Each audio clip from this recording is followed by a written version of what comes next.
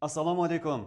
Hurmatli ijtimoiy tarmoq kuzatuvchilari, men Do'stov Sunnatulloh Rahmonovich, Denov tadbirkorlik va pedagogika instituti boshlang'ich ta'lim metodikasi kafedrasi o'qituvchisiman.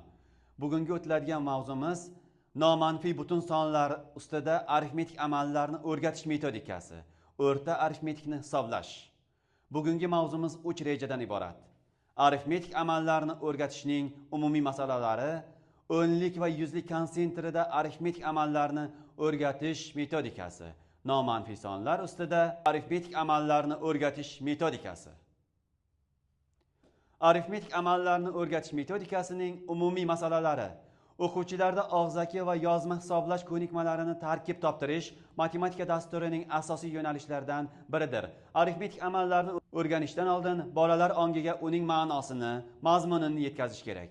Bu vazifa turli xil amaliy ishlarni bajarish asosida o'tkaziladi. Masalan, o'nlik mavzusini qo'shishi, ayirish amallarining ma'nosi ikki to'plam elementlarini birlashtirish va to'plamdan uning qismlarini ajratishdan amaliy amallar yordamida olib boriladi. Ko'paytirishni uning komponentlari bilan natijasi orasidagi bog'lanishlarni o'rganish esa bo'lish amalini o'rganish uchun asos bo'lib xizmat qiladi.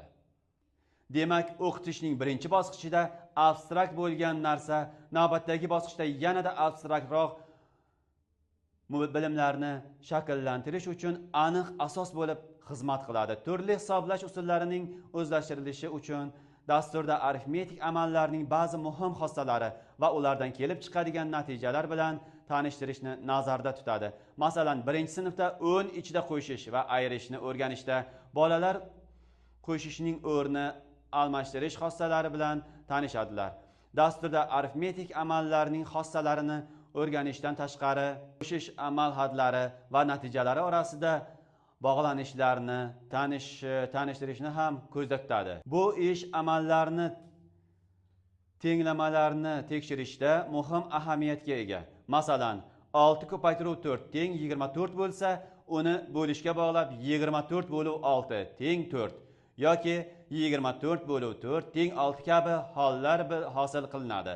Muhim vazifalardan biri hisoblash ko'nikmalarini shakllantirishdir. Og'zaki va yozma usulda hisoblashlar 1-4 sinfning har bir mavzusida o'z aksini topgan. Ikkinchi holat: o'nlik mavzusida arifmetik amallarni o'rganish. Mavzuni o'rganishda o'qituvchi oldida turgan asosiy maqsadlar quyidagilardan iborat: qo'shish va ayirish amallarining mazmuni bilan tanishtirish, hisoblash usullari